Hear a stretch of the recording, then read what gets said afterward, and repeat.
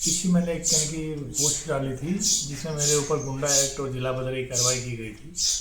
उसी के संदर्भ में आगे क्या हुआ, जब मेरी फाइल डिस्ट्रिक्ट कोर्ट जिला मजिस्ट्रेट अदालत में जमा हो गई, उसके बाद में तारीख लगने लग गई। हर महीने तकरीबन एक महीने में तारीख लगती थी, हर महीने तारीख पे जाता था, मगर मेरी फाइल का नंबर नहीं आ पाता था। लास्ट में 2024 में चुनाव हो रहे थे, एमपी के चुनाव थे, और उसी टाइम में उसी दिन मेरी तारीख थी। और मुझे जब मैं वहाँ पे गया तो वो जो भी पेशकार थे बोले ऐसा है कि अब तारीख ले लीजिए, कोर्ट नहीं चलेगा। और ऐसे मुँह से मुँह जबानी बोल दिया कि इसने 25 तारीख को जो है आपकी तारीख है। मैंने बोला ठीक है सर। मैं चला आया और मेरे दिमाग में यही था कि 25 को, यानी कि गुंडा की जो तारीख है वो 25 तारीख को है। फिर एक दिन किसी दूसरे केस में सीजीएम कोर्ट में खड़ा था, तो वहाँ पे मुझे जो सरकारी वकील थे मिल गए। मुझे देखते बोले अरे सिंहासन जी आपका मुकदमा खारिज हो गया है। मैंने कौन सा सर? तो बोले वही जो गुंडा एक्ट डीएम कोर्ट में चल रहा था। मैंने कहा सर उसकी तो 25 को तारीख है। बोले नहीं 25 को नहीं, इसकी 17 को तारीख थी और मुकदमा आपका खारिज हो गया है। मैंने बोला नहीं सर 25 को तारीख है। वो बोले, उन्होंने अपना मोबाइल खोल के और फिर ऑर्डर की कॉपी दिखाई, बोले ये देखिए आपका ही है ना। मैंने बोला जी सर। तो मैंने बोला सर इसको व्हाट्सअप कर दीजिए। बोले नहीं नहीं ऐसा है कि आप जो है सर्टिफाइड कॉपी जो है कोर्ट से ले लेना जा करके। ठीक है सर।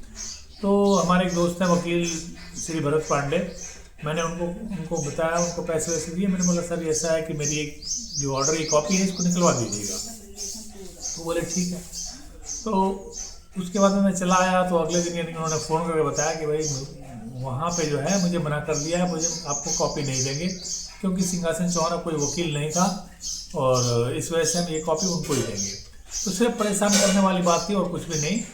तो मैंने बोला ठीक है कोई बात नहीं। अगले दिन मैं कोर्ट गया और वो जो पेपर थे जो भरत पांडे जी को दे रखे थे कॉपी के लिए, वो मैंने ले आकर के वहाँ डीएम कोर्ट में पेशकार को दिया। मैंने बोला सर ये ऐसा है कि इसकी जो है मुझे कॉपी चाहिए ऑर्डर की। तो बोले ठीक है अर्दली को दे दो। अर्दली राजकुमार थे, उनको मैंने दिया। तो राजकुमार जो एक फाइल लेकर कुछ कर रहे थे, बोले कि ऐसा बैठिए। मैं बैठ गया, इंतजार करता रहा। करते करते आधे घंटे बीत गए। मैंने कहा राजकुमार जी मेरा यानी कि ऑर्डर की कॉपी दे दीजिए और मैं जाऊँ। तो बोले आप देख लीजिए मैं काम कर रहा हूँ, ये फाइल निपटा लेता हूँ फिर मैं देता हूँ। मैंने ठीक है कोई बात नहीं। मैं अपना चुपचाप बैठ गया। तो बैठने के करीब 1 घंटे के बाद में उन्होंने मुझे ऑर्डर की फ़ोटो कॉपी ला करके दी और बोले कि आप इसको जो है पेशकार साहब से साइन करवा लीजिए। मैंने कहा ठीक है। मैं पेशकार साहब के पास गया तो पेशकार साहब जो है उसका नाम मुझे नहीं मालूम, तो कंप्यूटर पे बैठे हुए काम कर रहे थे। तो मैंने बोला पेशकार साहब ये ऑर्डर की कॉपी है, इस पर आप साइन कर दीजिए। तो बोले ठीक है आप बैठिए मैं करता हूँ। और मैं बैठ गया। बैठे बैठे करीब 15-20 मिनट हो गए। फिर मैं दोबारा गया उनके पास। मैंने कहा पेशकार साहब इस पर साइन कर दीजिए, मुझे जाना है, बस पकड़नी है। तो बोले अरे भाई देख नहीं रहे मैं काम कर रहा हूँ, बैठिए आप करता हूँ ना। मैं बैठ गया। बैठने के थोड़ी देर के बाद मैं फिर गया, आधे घंटे ज़्यादा हो गए थे बैठे हुए। मैंने बोला पेशकार साहब मेरी बस निकलने वाली है, आप इस पर साइन कर दिए। बोले अरे भाई कर रहा हूँ मैं। मैंने बोला ठीक है आप करें या नहीं करें, अब मैं जा रहा हूँ, अब मैं कल आऊँगा। बोले ठीक है जाइए। मेन चक्कर ये है कि वो भिखारियों की तरह वो कह तो नहीं सकते थे कि मुझे पैसे चाहिए, मगर उनको पैसे चाहिए था, इस वजह से मुझे दे नहीं रहे थे। मैं घर चला आया और आने के बाद में मुझे गुस्सा तो बहुत आ रहा था। फिर मैंने एक लेटर बनाया डीएम के नाम से, और अगले दिन जो डीएम जन सुनवाई में बैठते हैं उनको लेकर के मैं लेटर को पहुंच गया। उसमें मैंने एक 100 रुपये का नोट लगाया नीचे, और उसने लिखा कि सर ये जो आपके सरकारी कर्मचारी हैं इन लोगों का सरकार की दी हुई तनख्वाह से पेट नहीं भरता है, इसलिए मैं जो है 100 रुपये इनको भीख के रूप में दे रहा हूँ, आप इनको दे दिया जाए। तो डीएम साहब ने एप्लीकेशन ली, तो जैसे ही उसमें 100 रुपये का नोट देखा तो देखते उन्होंने एप्लीकेशन ऐसे फेंक दी और मेरे ऊपर गुस्सा होने लग गए। तुम रिश्वत देते हो, ये है वो है, तुम्हारे ऊपर मुकदमा लिखेंगे, मुकदमा दर्ज करवाएंगे, पुलिस में देंगे। मैंने कहा ठीक है सर, अगर मैं गलत हूँ तो आप मेरे ऊपर मुकदमा लिखवा सकते हैं। हो सकता है मेरा बात कहने का अंदाज़ा गलत हो या मेरा आवेदन करने का तरीका गलत हो। अगर मैं गलत हूँ तो आप मेरे ऊपर मुकदमा दर्ज करवाइए। फिर उन्हें शायद कुछ एहसास हुआ, उन्होंने एप्लीकेशन दोबारा मांगी। मांगने के बाद में उन्होंने एप्लीकेशन को पूरा पढ़ा। पढ़ने के बाद में बहुत गुस्सा हो गया। उसने बोला कौन है? मैं बोला सर आपके अर्दली और जो है पेशकार। बोले ठीक है बुला के लाओ।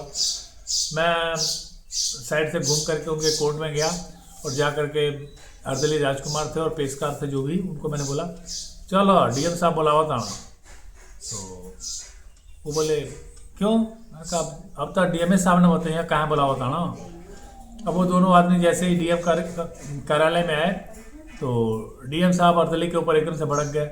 ये कल से ये मेरी कोर्ट में नजर नहीं आना चाहिए। अपने असिस्टेंट को जो भी था उनका प्यार, उसको बोले ये कल से मेरी कोर्ट में नजर नहीं आना चाहिए। बहुत गुस्सा हुए और बोले निकल जाओ, तुम निकलो अभी कोर्ट से, और कल से तुम्हें नज़र नहीं अभी से मेरे कोर्ट में ये आदमी नज़र नहीं आना चाहिए। बहुत डांटे। वो आदमी राजकुमार तो निकल गए बाहर और अगले जो पेशकार थे, पेशकार को भी डीएम साहब ने बहुत काफ़ी कुछ सुनाया। बोले तुम लोगों को परेशान करते हो, डीएम कार्यालय को बदनाम करते हो, कोर्ट को बदनाम करते हो, लोगों का समय बर्बाद करते हो, इनको आदेश की कॉपी दो। फिर मैं गया और मुझे जो है आदेश की कॉपी दी गई। तो पेशकार मेरी तरफ बहुत गुस्से से देख रहे थे। मैंने बोला देखो जी आदेश का जो कॉपी बा वो दो। किसी तरह से क्या कर सकते थे, उन्होंने कॉपी दी। तो दोस्तों ये था यानी कि मेरे साथ में यानी कि जो है गुंडा एक्ट और पुलिस का देखिए, पुलिस जब यानी कि कोई कुछ नहीं कर पाती है तो क्या करती है, लोगों के ऊपर फर्जी मुकदमे दर्ज कर देती है, उनके ऊपर गुंडा एक्ट, जिला बदर जैसी कार्रवाई कर देती है। हालांकि जो मेरे ऊपर जो केस लगाए गए थे दोनों ही फर्जी केस हैं और ऐसी मेरी कोई कार्यवाहियाँ नहीं थी जो गुंडा एक्ट के अंतर्गत आती हूँ। तो ये पुलिस के मुंह पे बहुत बड़ा तमाचा था। ये गुंडा एक्ट का खारिज होना पुलिस के मुंह पे एक बहुत बड़ा तमाचा था। उस आदेश की कॉपी आप देख लीजिए, कॉपी ये है।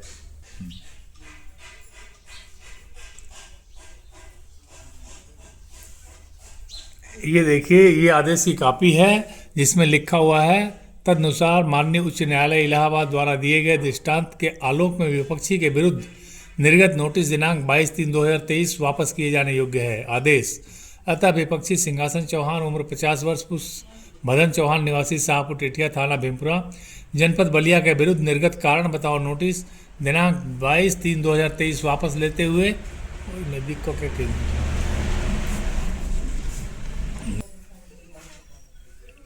अतः विपक्षी सिंहासन चौहान उम्र 50 वर्ष पुत्र भदन चौहान निवासी शाहपुर टेठिया थाना भीमपुरा जनपद बलिया के विरुद्ध निर्गत कारण बताओ नोटिस दिनांक 22/3/23 वापस लेते हुए वाद की कार्रवाई समाप्त की जाती है। आदेश की प्रति पुलिस अधीक्षक बलिया के माध्यम से संबंधित थाने को प्रेषित की जाए। वाद आवश्यक कार्रवाई पत्रावली दाखिल दफ्तर की जाए। दिनांक 16/7/2024। प्रवीण कुमार लक्ष्कर, जिला मजिस्ट्रेट बलिया।